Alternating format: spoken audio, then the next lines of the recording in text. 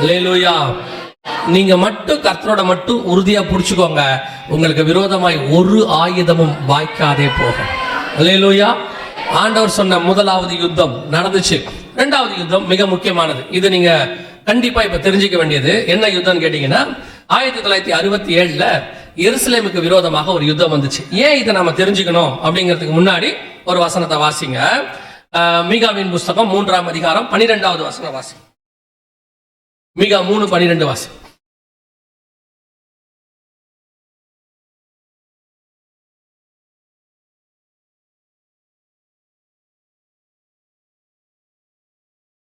இது ஆண்டவர் மீகா மூலமாக உரைத்த தீர்க்க தரிசனம்.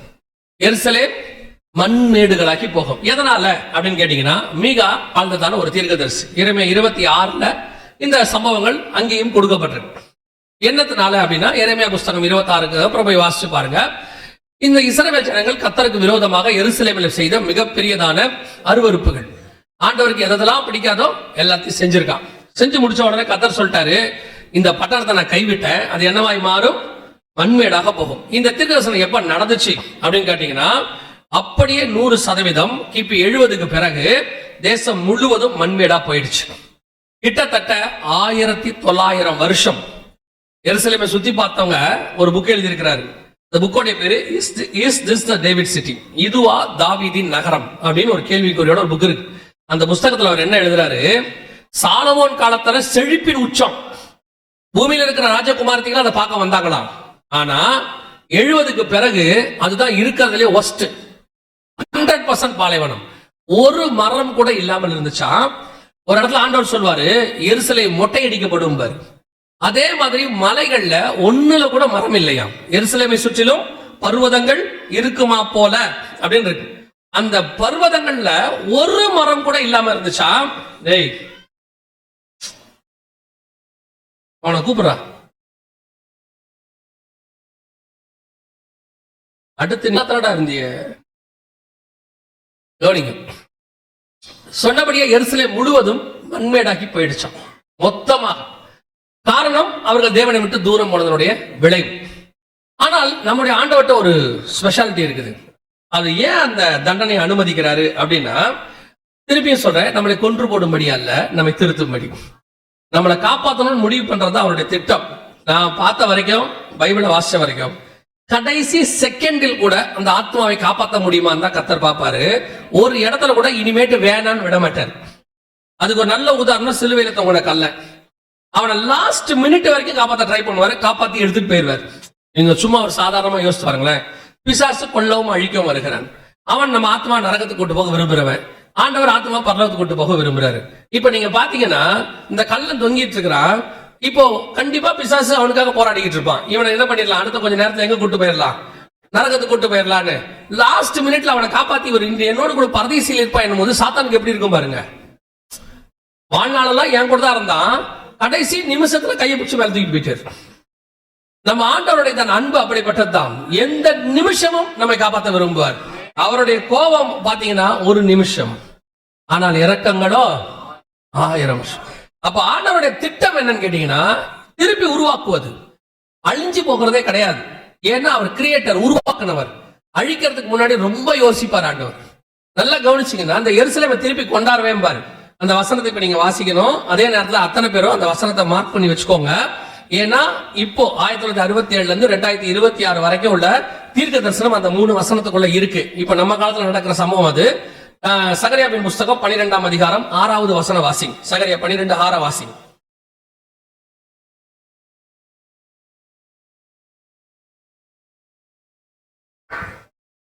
அந்நாளிலே யூதாவின் தலைவரை விறகுகளுக்குள்ளே எரிகிற அக்கினி அடுப்புக்கும் வைக்கோல் கட்டுகளுக்குள்ளே எரிகிற தீவட்டிக்கும் ஒப்பாக்குவேன்.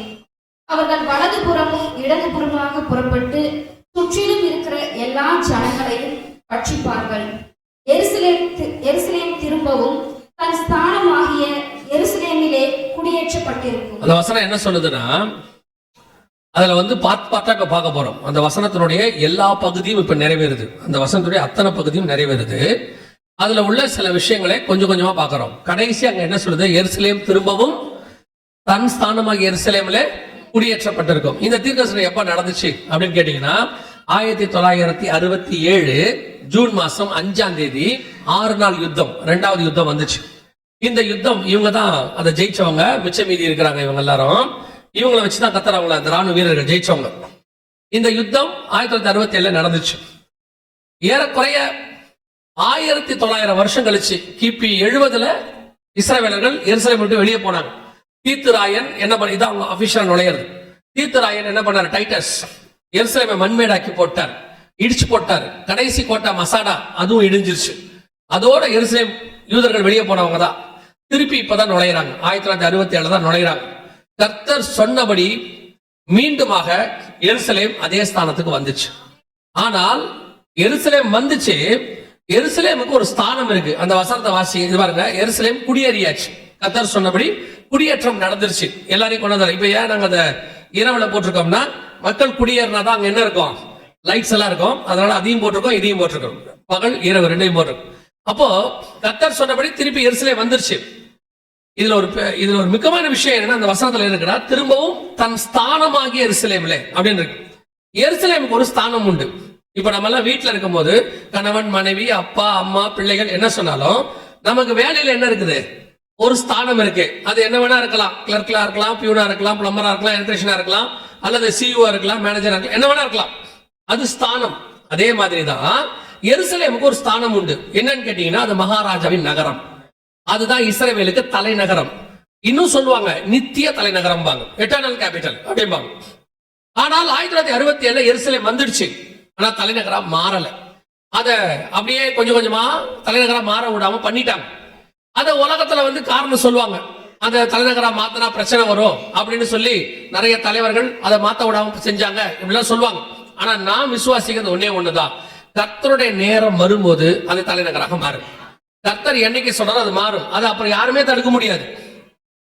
எனக்கு தெரிஞ்சது ஒன்னே ஒண்ணுதான், கர்த்தர் கொடுக்க நினைத்ததை யாராலையும் தடுக்க நினைச்சதை யாராலையும் கொடுக்க முடியாது. இவ்வளவு தூரம் எருசலேமை கையில கொடுத்தவரு அதை தலைநகரா மாத்தறதுக்கு எவ்வளவு நேரம் ஆகும்? ஆனா அது ஆண்டவர் செய்யல, அந்த அனுமதியை கர்த்தர் கொடுக்கல. சரியா 1967 ஆரம்பிச்சு 2018-17 ட்ரம்ப் ஜெயிச்சு வராரு. முதல் முறை ஜெயிச்சு வராரு.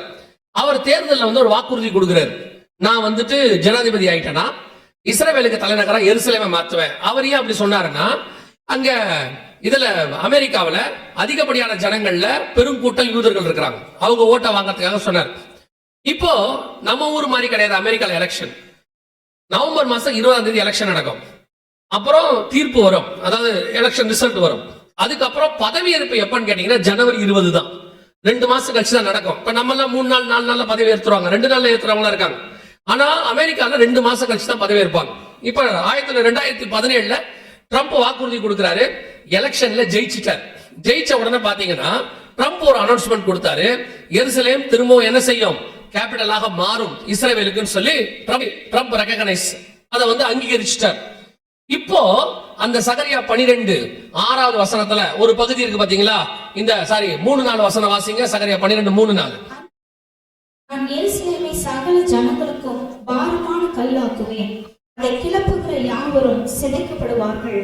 பூமியில் உள்ள ஜாதிகள் எல்லாம் அதற்கு விரோதமாய் கூடிக்கொள்வார்கள். சொன்னபடியே துல்லியமா இங்க பாருங்க, அவர் அனௌன்ஸ் பண்ண உடனே, அனௌன்ஸ் பண்ண அன்னைக்கே 2005-12-2017 அன்னைக்கு பூமியில் உள்ள நாட்டுல 50 நாடுகள் அகைன்ஸ்ட் ஆயிடுச்சு. இது அன்னைக்கு பேப்பர்ல வந்தது. 50 நாடுகள் நாங்க ஒத்துக்க மாட்டோம், எருசலேம் தலைநகரா மாறவே கூடாதுன்னு அனௌன்ஸ் பண்ணாங்க. அரப் நேஷன்ஸ் 22 நாடு, யூரோப்பியன் யூனியன் 28 நாடு. Warn Trump against recognizing Jerusalem as Israel capital. நீங்க இஸ்ரேல் கேபிட்டலா எருசலேமை நீங்க இப்போ ஒத்துக்கிட்டு இருக்கிறீங்க, நாங்க ஒத்துக்க மாட்டோம் அப்படின்னு 50 நாடு. இந்த 3-4 வசனம் நம்ம கண்ணுக்கு முன்னாடி 2017 நடந்துச்சு. இப்ப ட்ரம்ப் கிட்ட கேட்டாங்க, உங்களுக்கு ட்ரம்ப் பத்தி நல்லா தெரியும் தானே, உலகத்துக்கே தெரியும் ட்ரம்ப் பத்தி. நான் எப்பவும் சொல்லுவேன், 2 விதமான மக்கள் இருக்கிறாங்க பொதுவாக. ஒண்ணு யோசிச்சு பேசுவாங்க, இன்னொன்னு பேசிட்டு யோசிப்பாங்க, இல்லையா? 2 விதம் இருக்கு. அதுல ட்ரம்ப் 2வது வகை. பேசிட்டு யோசிப்பாரு, சொல்லிருக்க கூடாதோ. நீங்க நல்லா கவனிச்சு பாத்துறீங்களா? இன்னைக்கு டாரிஃப் போடுவாரு, வரி, நாளைக்கு வேணான்னு விட்டுருவாரு. இன்னைக்கு கிரீன்லாண்ட பிடிக்கிறேன் பாரு, அப்புறம் நாளைக்கு பரவாயில்ல இருக்கட்டும் பாத்துக்கலாம் பாரு.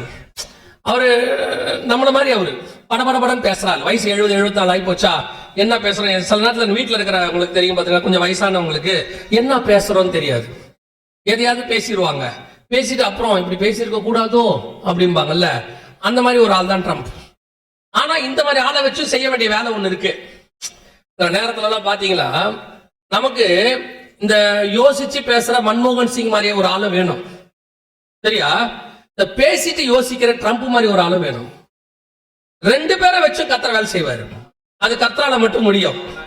இப்ப இந்த ஆள் இருக்கார்ல, இவர் யோசிக்காம எல்லாம் செய்வார். அப்படி செஞ்சா மட்டும்தான் எருசலேமை தலைநகரா மாத்த முடியும். மத்த எல்லா காரங்களும் என்ன பண்ணுவாங்க, யோசிப்பாங்க. ஜனாதிபதிகள்லாம் இப்ப நம்ம யூதர்களுக்கு அகைன்ஸ்டா போனா அரபு நாடு அகைன்ஸ்ட் ஆயிடும், ஆதரவா போனா அரபு நாடு அகைன்ஸ்ட் ஆயிடும். அப்புறம் அங்கிருந்து எண்ணெய் கிடைக்காது, வியாபாரம் நஷ்டமாகும், இந்த மாதிரி நாட்டுக்கு என்ன பிரச்சனை வரும், இப்படி எல்லாம் யோசிச்சு எந்த ஜனாதிபதி என்ன பண்ண மாட்டாரு, எந்த தீர்மானமும் எடுக்க மாட்டாரு, அப்படியே வச்சுப்பாரு. ஆனா ட்ரம்ப் அப்படிலாம் இல்ல. யார் எக்கடி கேட்டா நமக்கு என்ன, நான் சொன்னது சொன்னதே.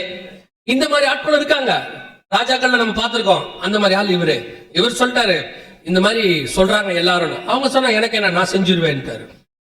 இவனுங்களுக்கு கொஞ்சம் அவர் மேல பயம் வந்துருச்சு. ஒருவேளை இவர் செஞ்சாலும் செஞ்சிருவாரோ அப்படின்ட்டு என்ன பண்ணாங்க, ஜனவரி மாசம் அவர் பதவி இருக்க போறாரு, அதுக்கு முன்னாடி ஐநா சபையில போய் ஒரு தீர்மானம் போட்டாங்க.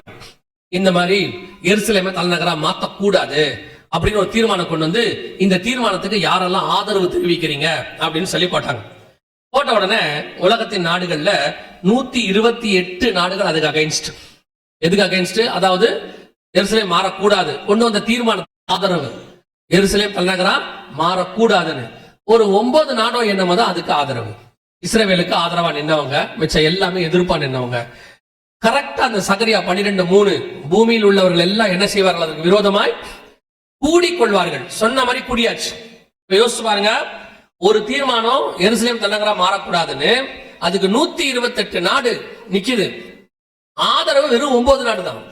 இப்போ என்ன செய்ய முடியும்? ஐநா சொல்லிருச்சு தலைநகராக மாத்தவே கூடாதுன்னு சொல்லிருச்சு. ஆனா ட்ரம்ப் பதவி ஏத்திட்டாரு. ஏத்த உடனே சொன்னாரு, வீட்டோ பவர்னு ஒண்ணு இருக்கு. ஒரு 5 நாடுகளுக்கு மட்டும் அந்த பவர் உண்டு. அமெரிக்கா, பிரான்ஸ், 5 நாட்டுல யாராவது ஒருத்தர் அந்த வீட்டோ பவரை யூஸ் பண்ணி அந்த தீர்மானத்தை செல்லாதுன்னு சொல்லிட்டா செல்லாதுதான், அவ்வளவுதான். ஆனா அந்த 5 நாட்டுக்காரங்க அதை எதுக்கு யூஸ் பண்ணுவாங்கன்னா, தங்கள் நாட்டுக்கு ஏதாவது பிரச்சனை வந்தா அதை யூஸ் பண்ணுவாங்க. தங்கள் நாட்டுக்கு எதிராக தீர்மானம் ஐநால வந்தா யூஸ் பண்ணுவாங்க. ஆனா ட்ரம்ப் என்ன சொல்றாரு, இஸ்ரவேலுக்காக அதை நான் யூஸ் பண்ண போறேங்கிறாரு. இஸ்ரவேலுங்கிறது ஒரு குட்டி நாடு. சுத்தி இருக்கிற நாட்டு 128 பகைச்சுக்கிட்டு அவர் சொல்றாரு, நான் என்ன பண்ண போறேன், அந்த தீர்மானத்தை நான் செல்லாத ஆக்கிட்டு நான் சொன்ன மாதிரி இஸ்ரவேலுக்கு தலைநகர எருசலேம் தான் சொன்னாரு. சொன்னபடியே செய்யவும் செஞ்சாரு. இஸ்ரவேலுக்கு தலைநகராக எருசலேம் மாறியது 3000 வருஷம் கழிச்சு. சிதேக்கியா ராஜா காலத்துல தான் தலைநகரா இருந்துச்சு. அதுக்கப்புறம் நேபுகாத் நேச்சார், அதுக்கப்புறம் வந்துட்டு சனகரிப்பு, அதுக்கப்புறம் வந்துட்டு மேதிய பெர்ஷியர்கள் கோரேஸ், அதற்கு பிறகு அலெக்சாண்டர் கிரேக்க சாம்ராஜ்யம், ரோம சாம்ராஜ்யம். அதுக்கப்புறம் தலைநகரவே இல்ல, அன்னையோட முடிஞ்சிருச்சு யூதயா காலத்தோட. அதுக்கப்புறம் இப்பதான் 2018 கர்த்தர் சொன்னபடி சரியா 50 வருஷம் கழிச்சு, 1967 எருசலேம் வந்துச்சு. 50 வருஷம் கழிச்சு சொன்னபடி எருசலேம் தலைநகராக மாறியது. சில 6 வசனங்கள் மிக துல்லியமாய் நிறைவேறிச்சு. யோசிச்சு பாருங்க, கர்த்தர் தம்முடைய வார்த்தையை நிறைவேற்றுறதுக்கு ஒரு மனுஷனை கொண்டு செய்ய வல்லமை உள்ளவராக இருக்கிறார். இப்படி ஒரு சம்பவம் உலகத்திலே இது வரைக்கும் நடந்ததே கிடையாது. கிட்டத்தட்ட 3000 வருஷம் கழிச்சு அதே ஸ்தானத்தில் எருசலேம் தலைநகராக மாறி இருக்கிறது. இந்த மாதிரி ஒரு பட்டணம் கிடையாது. எருசலேமை விட பெரிய பெரிய பட்டணம்லாம் இருக்கு. நினிவே, பாபிலோன், தீரு, இப்ப அந்த பட்டணங்கள்லாம் இல்ல, காணாமலே போயிடுச்சு. அதோட கம்பேர் பண்ணா எருசலேம் சின்ன பட்டணம் தான். ஆனா கர்த்தருடைய வாக்கு தத்தம் பெற்ற பட்டணம், கர்த்தர் சொன்னபடி துல்லியமாய் 3000 வருஷம் கழிச்சு தலைநகராக மாறியது. அல்லேலூயா. வாக்கு பண்ணினவர் உண்மை உள்ளவர். அல்லேலூயா. அதே தேவன் தான் உங்களுக்கும் எனக்கும் வாக்கு பண்ணி இருப்பாரு. நம்ம ஒவ்வொருத்தருக்கும் அவர் ஏதாவது ஒரு காரியத்தில் என்ன பண்ணிருப்பாரு, வாக்கு பண்ணிருப்பாரு. ஆனா நம்மளை சுத்தி நடக்கிற காரியம் எப்படி இருக்குன்னா இந்த மாதிரி தான் இருக்கும். 128 நேரத்துல சொல்லிடுவாங்க, டாக்டர்ஸ்ட போனீங்கன்னா உங்களுக்கு குழந்தை நோ சான்ஸ். அதுக்கு அவங்க ஒரு மெடிக்கல் டேர்ம்ஸ் எல்லாம் சொல்லுவாங்க. அதுவும் வெள்ளூர்ல இருக்கீங்க, உங்களுக்கு மெடிக்கல் டேர்ம்ஸ் பத்தி சொல்ல வேண்டிய அவசியமே இல்லை. வீட்டுக்கு 2 டாக்டர், வீட்டுக்கு 3 டெக்னீஷியன் இருப்பீங்க, லேப் டெக்னீஷியன்ல ஆரம்பிச்சு எல்லாரும் இருப்பீங்க, அப்படிதானே? ஆமா, இது வெள்ளூரே அப்படி மெடிக்கல்ல ஃபேமஸ் இல்ல, வேர்ல்டு ஃபேமஸ். உங்களுக்கு நிறைய சொல்லியிருப்பாங்க, இது ஆகாது அது ஆகாது. அவங்க வேற அது அந்த டெக்னிக்கல் டேர்ம் அவங்க சொல்றது ரொம்ப அழகா இருக்கும். மஞ்ச காமாலன்னு சொல்லிட்டா நமக்கு புரிஞ்சிடும் இல்லையா? ஹெப்படைட் பீம்பா ஒருத்தருக்கும் புரியாது பாருங்க. அவங்க சொல்லும் போதே அப்படிதான் சொல்லுவாங்க. எனக்கு அந்த டாக்டர்ஸ் அது ரொம்ப பிடிக்கும். ஒரு விஷயத்த புரியாம பேசுறதால அவங்கள மாதிரி ஒரு ஆட்ல நீங்க பார்த்திருக்கவே முடியாது. அவ்வளவு அழகா டெக்னிக்கலா பேசி, அதாவது ஒரு சாதாரண விஷயத்தைய அப்படியே இந்த டிவில எல்லாம் சொல்லுவாங்கல்ல, நடந்தது என்ன அப்படின்ற மாதிரி இந்த டாக்டர்ஸ்ட பேசி நீங்க வரும்போது பாத்தீங்கன்னா நல்லா போற இருதையும் கூட பக்கு பக்குன்னு இருக்கும் இல்ல. நான் உங்களை சொல்ல, சிஎம்சி டாக்டர்ஸ் ரொம்ப நல்லவங்க. நான் பேசுறதால வேலூருக்கு வெளியே, அது வேற கோச்சிக்க கூடாது பாருங்க. மீட்டிங்கு கூப்பிடாம விட்டுறக்கூடாதுல்ல. அப்புறம் நீங்க நிஜமா தான் சொல்றேன், நீங்க டாக்டர்கிட்ட நல்லா போங்க. அவர் சொல்லும் போது எப்படி இருக்கு தெரியுமா? இது ஒரு 10,000 பேர்ல ஒருத்தருக்கு தான். நம்ம ஒரு காஸ்ட்லியா நினைச்சுப்போம், நம்ம பெரிய ஆள் போல, 10,000 பேருக்கு இல்லாத நமக்கு தான் வந்திருக்கு போல அப்படின்னு சொல்லி. அந்த மாதிரி அப்ப யோசிச்சு பாருங்க. டாக்டர் சொல்லுவாங்க, நோ சான்ஸ், குழந்தையே உனக்கு பிறக்காது, வாய்ப்பே இல்லைன்னு ஒரு ரிப்போர்ட் கொடுப்பாங்க. உண்மை கூட இருக்கும், உண்மையாவே இருக்கும். அந்த ரிப்போர்ட்டை வாங்கிடணும். நான் சொல்லுவேன் எப்போ அந்த ரிப்போர்ட் என்ன செஞ்சிடணும், வாங்கிடணும். வாங்கிட்டு அப்படியே ஆண்டவர் நேரம் பிடிக்கணும். இவங்க சொல்லிட்டாங்க ஆண்டவரை முடியாதுன்ட்டாங்கன்னு. அடுத்த வருஷம் கர்த்தர் குழந்தை தருவார். அது நடக்கும். இந்த மாதிரி நிறைய சாட்சி இருக்கு. இப்ப இந்த ரிப்போர்ட்டையும் கொண்டு போய் காட்டணும். கன்சீவ் ஆன பிறகு அவங்க ரெண்டுத்தையும் வச்சு பார்ப்பாங்க. இப்படி பார்த்துட்டு கடைசியா ஒண்ணு சொல்லுவாங்க, இட்ஸ் மெடிக்கல் மிராக்கிள் அப்படின்வாங்க. சரி, சோத்திரம், பிரைஸ் தி லார்ட். என்னை பொறுத்த வரைக்கும் there is no miracle in medical. Miracle only ஆண்டவர்ட்ட மட்டும்தான் இருக்குது. அல்லேலூயா. உங்களுக்கு ஏதாவது ஒரு சோறு வந்து, நான் சொல்றேன், நாட் ஒன்லி மெடிக்கல், நீ அவ்வளவுதான், முடிஞ்சிட்ட, தொலைஞ்சிட்ட, நடக்காது, ஆவாது, இனியோட முடிஞ்சிருச்சு அப்படின்றாங்கல்ல, அது சொல்ற வரைக்கும் கர்த்தர் வெயிட் பண்ணுவார். ஆசர் உடம்பு சரியில்லைன்னு சொல்லி அமிச்சிட்டாங்க, இவர் போவே இல்லை. ஏன் போலன்னு கேட்டா அவர் சொல்லுவாரு, அவன் சாவட்டும் அப்படிம்பாரு. உண்மைதானே? உடம்பு உமக்கு பிரியமா இருக்கிறவன் வியாதிப்பட்டு இருக்கிறான். 2 நாள் கழிச்சு இன்னும் 2 நாள் அவர் போவே இல்லை. ஏன் போலன்னு கேட்டா அவன் சாவணும் இல்ல, செத்தா போவோம். இவரு செத்தவனை உயிரோட எழுப்ப போறாரு. தோமா சொல்றான், வாருங்கள் சாகும்படி அவரோட போவோங்கிறான். நம்ம கூட இருக்க ஆட்கள் இப்படிதான் இருக்கும், ஒன்னும் செய்ய முடியாது. இப்ப ஆண்டவர் சொல்றாரு, அவன் சாவட்டும், அந்த ரிப்போர்ட் வரட்டும் பாரு. ரிப்போர்ட், லாசரு செத்து போனான், சரி வாங்க போலாம், ரிப்போர்ட் நல்லா இருக்கு, இப்பதான் போனோம் கரெக்டா பாரு. டெத் சர்டிபிகேட் கொடுத்துட்டீங்களா? கொடுத்தாச்சு. என்ன சொல்றது டெத் சர்டிபிகேட்? மாறி போகணுது, இப்ப எழுப்பிடுவோம் பாரு. அதான் நம்ம ஆண்டவர். அல்லேலூயா. நல்லா மனசுல வச்சுக்கொள்ளுங்க. முடியாதுன்னு மனுஷன் எங்க நிறுத்துறானோ அங்கதான் கர்த்தர் ஆரம்பிக்கிறாருன்னு அர்த்தம். முடிஞ்சிருச்சுன்னு அவன் சொல்லிட்டானா கர்த்தர் ஸ்டார்ட் பண்ண போறாருன்னு அர்த்தம். அப்ப நீங்க முடியுதுன்னு சொல்ற இடத்துல என்ன ஆகக்கூடாது? சில ஆட்கள்லாம் அது இயல்பு, மனித இயல்பு. அப்படியா, அவ்வளவுதானா அப்படின்னும் போது இந்த பழக்கத்துக்கு வந்துடணும். அவங்க வெயிட் பண்ணும், நீங்க எப்போ முடியாதுன்னு சொல்வீங்க அப்படின்னு வெயிட் பண்ணும். ஏன்னா நீங்க சொன்னதானே அவர் ஸ்டார்ட் பண்ணுவாரு. எங்க ஆண்டவருக்காக நான் வெயிட் பண்ணிட்டு இருக்கேன், அந்த இடத்துக்கு போயிடணும். அவன் நம்மள லூஸ் மாதிரி பார்ப்பான். ஆமா, பைத்தியமானவர்களை கர்த்தர் தெரிந்து கொண்டார், ஆனால் ஒரு நாள் நாங்கள் ஞானவானாய் தெரிவோம். ஒரு நாள் வரும், நீங்க கொண்டு போயிட்டு பாருங்க. C4 இருக்கு, கேன்சர் சரியானவங்களா இருக்காங்க. C4ல கர்த்தர் சரி பண்ணவங்களா இருக்க முடியாது, இதோட முடிஞ்சிருச்சுன்னு சொன்னாங்க. இப்ப சமீபத்துல பன்ருட்டி பக்கத்துல நினைக்கிற ஏதோ ஒரு இடத்துல, அந்த இடம் மறந்து போச்சு எனக்கு, ஒரு 6-4 வயசு பிள்ளை ஆச்சரியம் கொண்டு சாட்சியை நிறுத்திட்டாங்க. அந்த பிள்ளைக்கு C4 அவ்வளவுதான் முடிஞ்சிருச்சுன்னு சொல்லிட்டாங்க. அந்த பிள்ளை ஹாஸ்பிட்டலுக்கு அட்மிட் பண்ணிருக்காங்க, கோப்பே இல்லைன்னு சொல்லிட்டாங்க. இப்போ ஆபரேஷன் தியேட்டருக்குள்ள கொண்டு போறாங்க, மண்டையை திறந்து ஏதோ ஆபரேஷன் பண்ண போறாங்க போல கொண்டு போறாங்க. அந்த பிள்ளை போயிட்டு ஆபரேஷன் போகும்போது சொல்லுது, அதெல்லாம் ஏசப்பா சுகமாக்கிடுவாரு இருக்கு. ஆபரேஷன் முடிஞ்சிருச்சு, டாக்டர் சொல்லிட்டாங்க 72 மணி நேரம் ஒன்னும் சொல்ல முடியாது, கண்ணை திறந்தா பார்க்கலான்னு. 4 மணி நேரத்துல பிள்ளை கண்ணை திறந்துருச்சு. அதுக்கப்புறம் ஏன் வீடியோவே இருக்கு, ஏன் உட்காந்து பாட்டு பாடுது, ஆண்டவரை பத்தி பாட்டு பாடுது. அந்த பிள்ளைகிட்ட கேக்குறாங்க, அந்த வீடியோ இருக்கு, கேக்குறாங்க, என்ன நீ இப்படி பாடுற, என்ன நடந்துச்சு? நான் ஆபரேஷன் தியேட்டருக்குள்ள போனேன்னா டாக்டர்ஸ் எல்லாம் சுத்தி நின்னாங்களா, ஏசப்பாவும் என் பக்கத்துல இருந்தாரு. அவர் சொன்னாரு உனக்கு ஒண்ணும் ஆகாதுன்னு. 4 வயசு பிள்ளைக்கு எவன் சொல்லி கொடுத்துருப்பான்? யார் சொல்லி கொடுத்துருப்பா? அந்த பிள்ளை சொல்லிச்சான், ஏசப்பா சொன்னாரு எனக்கு ஒண்ணும் ஆகாதுன்னு. அந்த பிள்ளை மீண்டும் உயிரோடு கூட வெளியே வந்துருச்சு. இப்ப ஸ்கூலுக்கு போய் நல்லா படிச்சுக்கிட்டு இருக்குது. இவங்க முடியாதுன்னா அவர் ஆமாம் பாரு, நடக்காதுன்னா நடக்கும் பாரு, அழிஞ்சிருச்சுன்னா உயிரோட வரும் பாரு. அந்த தேவன் தான் உன்னுடைய என்னுடைய தேவனாகவே இருக்கிறார்.